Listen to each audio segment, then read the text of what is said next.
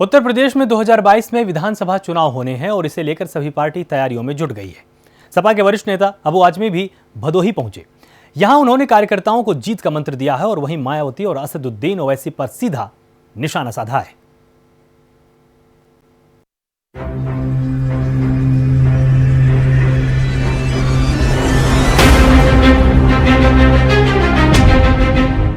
उत्तर प्रदेश में 2022 में होने वाले विधानसभा चुनाव को लेकर तैयारियां तेज हो गई हैं। समाजवादी पार्टी भी 2022 की सियासी जंग को फतह करने के लिए रणनीति बना रही है। इसी कड़ी में सपा से महाराष्ट्र के प्रदेश अध्यक्ष अबू आजमी चुनावी तैयारियों को धार देने के लिए भदोही पहुंचे, जहां उन्होंने कार्यकर्ताओं के साथ बैठक की।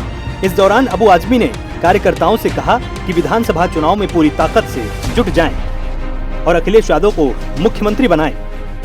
मीडिया से मुखातिब होते हुए अबू आजमी ने कहा कि अखिलेश यादव को तीसरे मोर्चे का नेता होना चाहिए।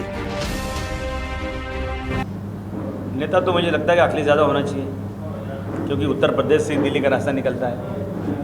80 सीटें यहाँ पर हैं। अखिलेश यादव नौजवान हैं और नौजवान रहेंगे तो कुछ साल चलेगा का मामला ये। अभी कोई बूढ़े आदमी को लाएंगे 2 साल बाद फिर ढूंढना पड़ेगा नया आदमी।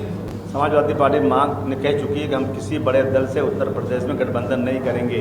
एक बार नहीं 10 बार अखिलेश जी का बयान आ चुका है कि हम उत्तर प्रदेश की छोटी छोटी पार्टियों से जो लाइक माइंडेड पार्टियां होंगी हम उससे बात कर सकते हैं, लेकिन हम बड़ी पार्टी जैसे बीएसपी कांग्रेस से कभी नहीं गठबंधन करेंगे। ये बात हो चुकी है।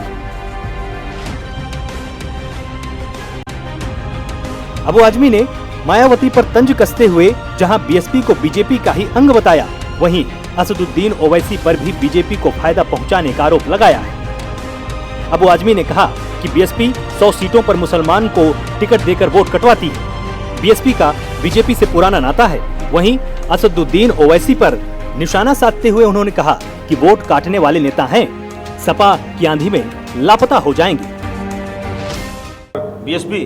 बीएसपी तो बीजेपी के एक अंग है, ये बोलने की बात नहीं है। उन्होंने अभी भी कहा था कि अगर समाजवादी पार्टी कहीं जीतती नजर आती है तो बीजेपी को वोट दे दो। 3 बार 4 बार जाकर उनसे हाथ मिला चुकी हैं और 105 टिकट मुसलमानों को दे करके वोट बंटवाने का काम करती हैं। तो ये तो उनका काम है, हमारे लिए कोई मुश्किल नहीं। ऐसे कितने आते हैं, जब आंधी चलती है ना छोटे मोटे खरपतवार ऐसे उड़ जाते हैं, पता नहीं चलता उनको कहाँ चले गए। और ऐसा है ना कि जितना चाहे आए, ये वैसी की मजबूरी नहीं है, मजबूरी कांग्रेस बीजेपी की है। बीजेपी देख रही है कि हमारा पश्चिम में जो हमारा वोट बैंक था, पिछली बार मुजफ्फरनगर के दंगे हो गए थे और वो सब वोट कट गए थे, और अब ये पूर्वांचल में लाशें, अब पिछले वोट मिला था, अब लाशें तैर रही हैं। तो पूर्वांचल हो या पश्चिम उत्तर प्रदेश हो, दोनों तरफ आज बीजेपी जो हार रही है, तो बीजेपी चाहती है कि किसी तरह से ये वोट जो मुझे नहीं मिल रहा है वो वोट बंटवारा हो जाए, उसकी वैल्यू ख़त्म हो जाए। इसलिए ऐसे बहुत सारे लोग आएंगे, कोई आज़ाद उम्मीदवार बन कर आएगा, कोई बीएसपी में जाकर के टिकट लेकर वोट काटेगा। इस तरह से लोग आएंगे वोट काटने के लिए। लेकिन जनता होशियार है, जनता आप जानती है। जाहिर है 2022 के विधानसभा चुनाव नजदीक हैं।